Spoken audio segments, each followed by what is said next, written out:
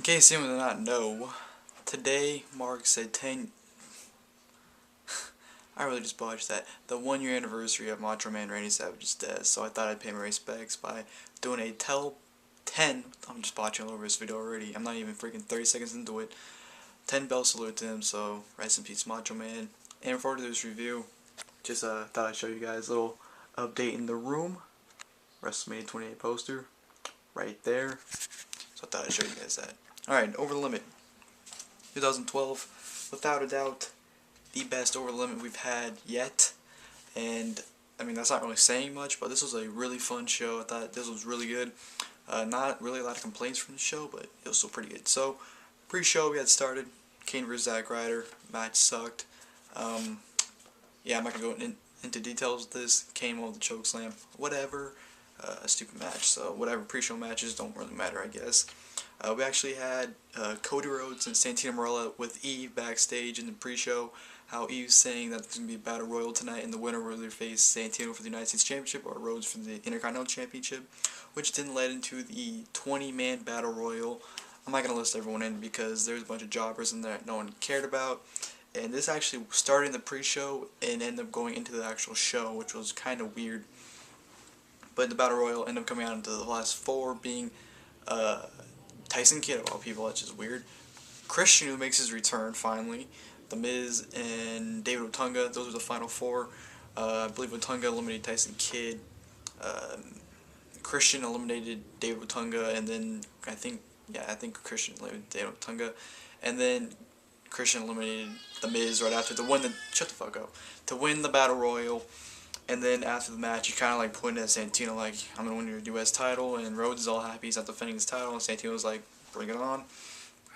And then that leads into the video package for the pay-per-view, then all the pyro goes off and everything, so that's strange. I have pyro like 15 minutes in the show going off. But that led into the WWE Tag Team Championship match, Kofi Kingston and R-Truth versus Dolph Ziggler and Jack Swagger. I thought this was a good match. I thought this was very fun. It was very easy to sit through. You had Swagger basically in the match majority of the time, which sucked because we all know Ziggler is better of the two. So we didn't get to see a lot of Ziggler, but we did see a lot of Ziggler at the end of the match, sadly, when it basically started doing chaos. Everyone was going all over the place, and, you know, Swagger got knocked out of the outside, and Truth knocked him back down. And then Ziggler tried to do the, you know, when they're in the corner, they jumped, splash in the corner. We tried to do that. Kofi Kingston turned into a Trouble in Paradise, and 1, 2, 3 retained the WWE Tag Team Championship in a really fun opener. I really liked that match. It was pretty good. Backstage, you have Eve telling Kurt Hawkins and Tyler Rex that they are now the security to compensate all the Laurinaitis hate signs, so that's their job. Whatever. Next, you had the Divas Championship match, Layla versus Beth Phoenix. It was actually a pretty decent Divas match. Beth Phoenix dominated the entire match, but at the end, Layla ended up doing a pretty sick counter when her neck breaker. The Beth Phoenix get the 1, 2, 3 to retain the Divas title. So whatever. And as usual, Layla looked hot, so that was a big thumbs up as well.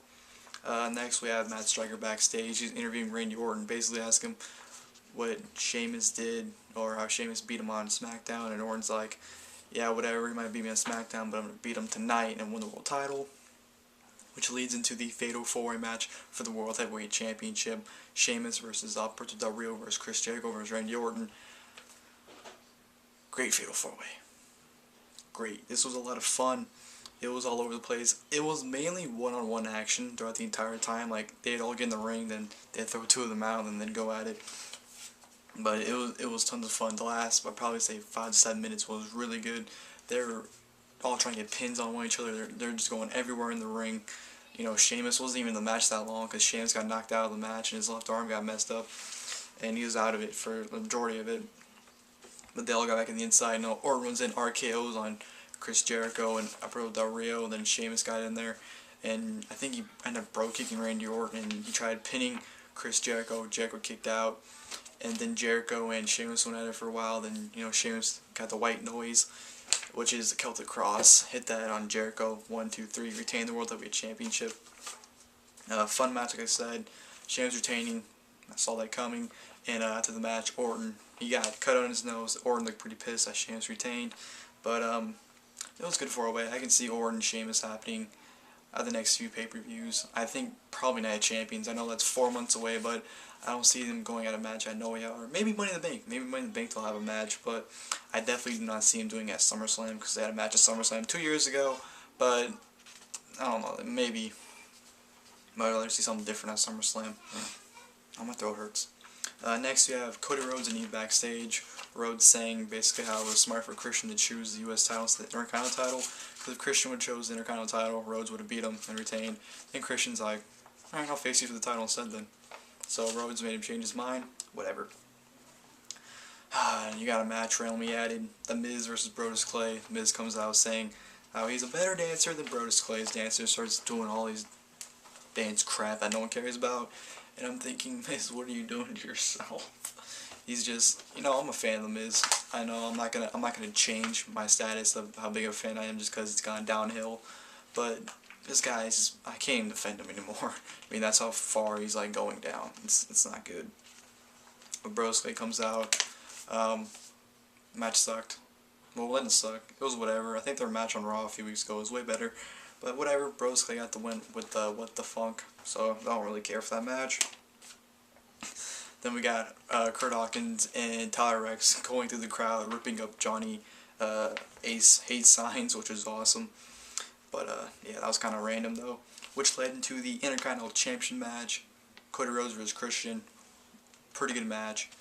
Rhodes looked pretty good. He was on the offensive most of the time. And, this match, I think, turned Christian face, because I don't see after this how he's heel. I mean, he acted like a face. He did, the whole peep thing on the top rope. Christian's a face in my eyes now, which sucks, because I really like heel Christian. But at the end of the match, Christian did get the kill switch and hit it, got the 1, 2, 3 to become your new Intercontinental Champion, which I'm very happy about. Christian comes back, wins the Intercontinental title. That's good. I'd actually rather have him be heel and go after the WWE title, because I actually want him to go to Raw in the draft and feud Punk for the title, but him win the IC title, that's good enough.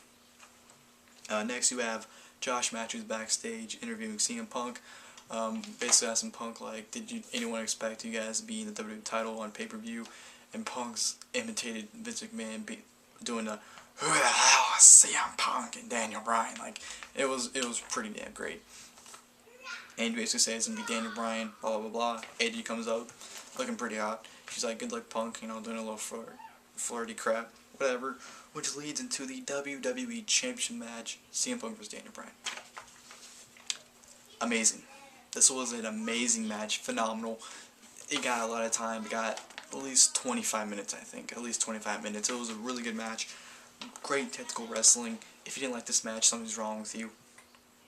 So many submissions, so many reversals. Punk was working on Bryan's leg because he injured it. This match is too epic to describe. This is this is probably better than Bryan and Sheamus from freaking Extreme Rules. This match is really, really good. This is one of the matches where I can't describe how great it is unless you guys see it. So if you haven't seen this match, please go see it, because I really can't. I can't describe it and do justice. So please go watch this match. Really great match. At the end, Dan and Bryan put CM Punk in the labella lock. Not the labella lock, I'm sorry, the yes lock. And Punk slid back, and he actually rolled up. Well, he didn't roll up, he was pinning Daniel Bryan as Bryan had Punk in the yes lock. And the referee counted 1, 2, 3. But right after the referee counts to 3, CM Punk taps out. And Bryan thinks he's a champion. But Punk's like, nope, I pinned you. And Punk's still WWE champion. I like that finish. The fact that Bryan can say he had Punk tapping, but Punk can say he pinned him. So that's going to lead to, I think it's going to lead to a submission match in No Way Out, which I really hope is going to happen, because that would be a phenomenal match. But this was amazing, nevertheless. And they are both over like motherfuckers. Especially Daniel Bryan. He was over no tomorrow. We got Eve and Otunga backstage. They're running Teddy Long, basically saying how Teddy shouldn't be smiling or anything because Laurinaitis is probably gonna have his job still. And Teddy's like, if Laurinaitis loses, you guys are gone. So whatever. And sorry if my throat, or if I sound weird, my throat hurts because I was doing some quite marking out for Bryan and Punk, so my throat kind of hurts to talk, but whatever. Next, I see Unico come out. I'm thinking, what the hell is this guy doing on pay-per-view? He's not doing anything. He comes out and says, I'm gonna beat this man. And I'm like, oh, Ryback squash. But guess what? It's not Ryback versus Unico. It's Ryback versus Camacho. I'm not gonna talk about this match. Squash match. Ryback wins with his, fuck, I forgot what it's called. Whatever the movie does. Wins. Whatever. Then we go to the main event. John Cena vs. John Laurinaitis. This match sucked. Well, it didn't suck. It was awesome. It was a comedy match, and it was hilarious to laugh your ass off at. It was really, really funny. Like, Cena was commentating, you know, he was getting water, you know, he was putting water in Laurinaitis. He put Laurinaitis in the STF for 10 seconds, and he's like, I'll do it again. Does it again. It was pretty funny to watch. And I'm not going to go into detail into it because, like I said, it's just a comedy match, and I don't think I need to describe. Laurinaitis runs away. Big Show brings Laurinaitis back. Cena puts Laurinaitis in AA. Big Show knocks Cena out. 1, 2, 3. Laurinaitis beats Cena. Big Show turns heel for the 45th time. I hope they don't do Big Show and Cena at No Way Out. I really hope they don't, because their matches suck and their feud sucks. So I'm not really looking forward to that. But whatever. How long was this review? 11-minute review. That's decent time, but over limit, like I said, fun show. I'd recommend you guys watch it. Thank you for watching this review. I am Zack, and I'm out, guys. Thank you for watching.